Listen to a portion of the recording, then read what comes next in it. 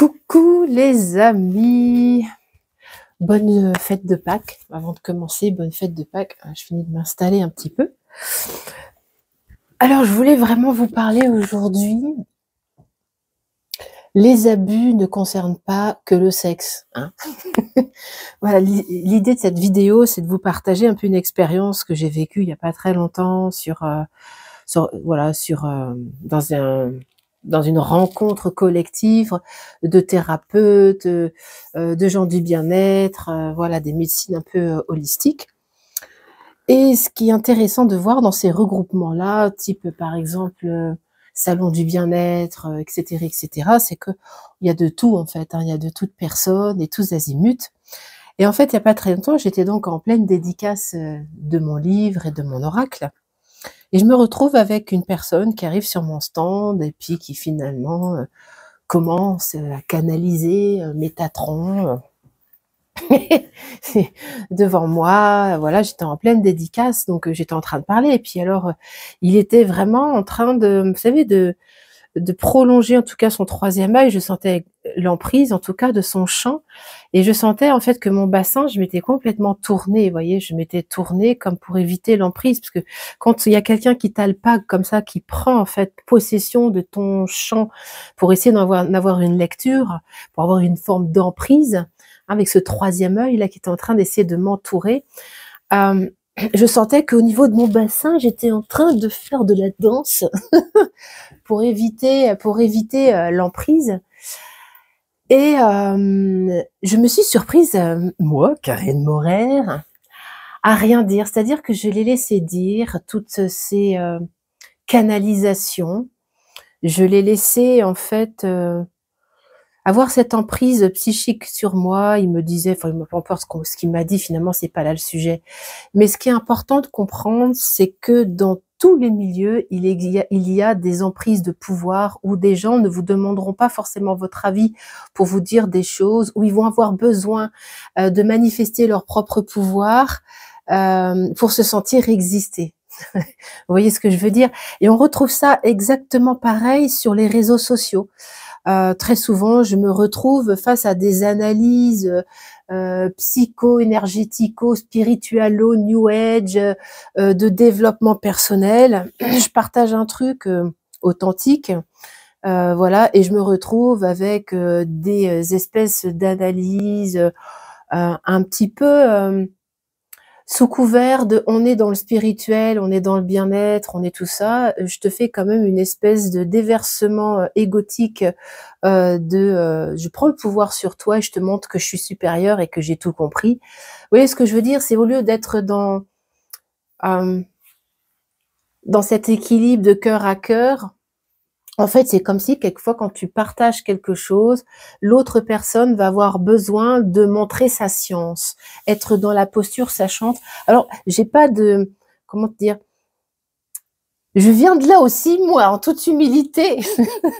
Je me suis vue à certains moments, eh bien, avoir un petit peu des canalisations un petit peu sauvages, où j'ai l'impression d'être investie par une force supérieure, où il faudrait que je délivre absolument un message à cette personne qui est en face de moi. Enfin, j'ai changé parce que du coup, maintenant, quand je ressens quelque chose, je demande l'autorisation, mais verbalement, je demande pas à son âme, hein, d'accord? Parce que j'entends beaucoup, oui, j'ai demandé à son âme. Non, je demande vraiment verbalement, voilà, si c'est OK ou pas, que je puisse partager mon ressenti. Et je pars toujours du principe que c'est mon ressenti. Vous voyez, c'est que je ne détiens pas la vérité et que forcément ce que je perçois chez l'autre, ça m'appartient aussi. Vous voyez ce que je veux dire? Voilà, on ne peut pas, comment dire, se révéler sans rien. Il faut toujours qu'il y ait quelqu'un ou quelque chose à l'extérieur qui nous permette de nous révéler. En fait, je vous partage tout cela parce que c'est important pour moi d'être dans le corps pour sentir ce qui s'y passe. C'est-à-dire que quand je sens ce genre d'emprise, en général, je le sens au niveau de la tête, mais je le sens aussi au niveau du bassin. Surtout quand il y a vous savez, la médiumnité, où finalement la personne, en fait, elle se sert en tout cas son champ, elle vient comme capturer en fait notre champ psychique pour en avoir une lecture.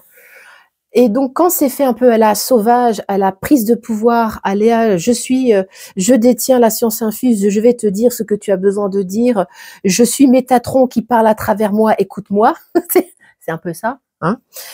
Eh bien, dans le corps, il se passe des choses. Le problème, c'est que la majorité des gens qui sont dans le spirituel ne vont pas sentir cela. Pourquoi? Parce qu'ils sont pas dans le corps, ils ont désincarné le corps.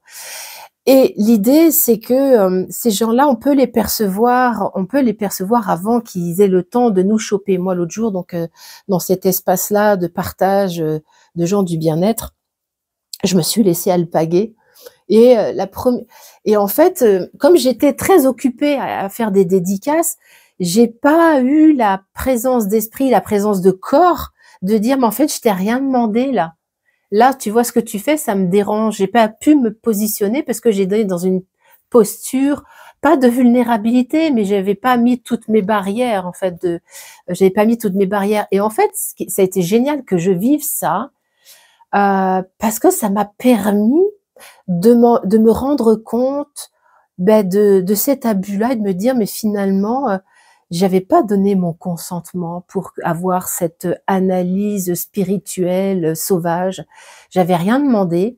Je pense que voilà, tu pourras partager ici dessous sous la vidéo si toi aussi tu as vécu ce genre de choses, comment tu t'es senti dans ton corps, ou si sur les réseaux sociaux tu te retrouves face à des sachants ou sachantes qui te démontrent leur toute puissance de compréhension spirituelle.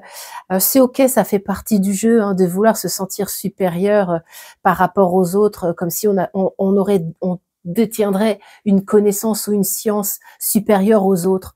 Voilà, c'est intéressant de vouloir se sentir supérieur aux autres parce que finalement, à l'intérieur, il y a certainement un très grand manque de confiance qui doit être pallié avec ce genre d'emprise, en fait. On ne devient pas finalement, enfin, on fait pas ça par hasard, c'est ça que je veux dire.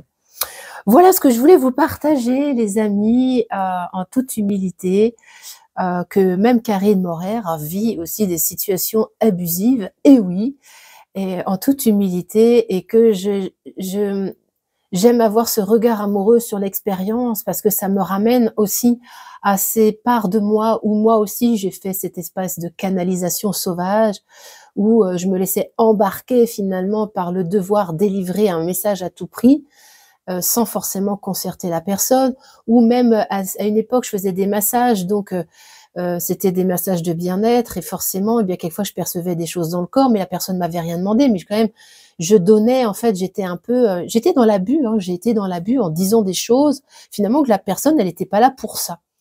Voilà, donc si tu es accompagnant, thérapeute, coach, sois vraiment vigilant sur ce que tu dis. À partir de quel espace on le dit, en fait? Pour moi, c'est hyper important, hein, de savoir à partir de quel espace on le dit. Est-ce qu'on le dit finalement pour se sentir supérieur?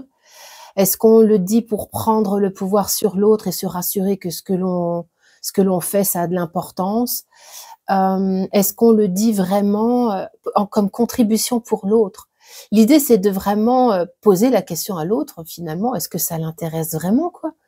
Ce qu'on a à lui partager, est-ce qu'il en a envie?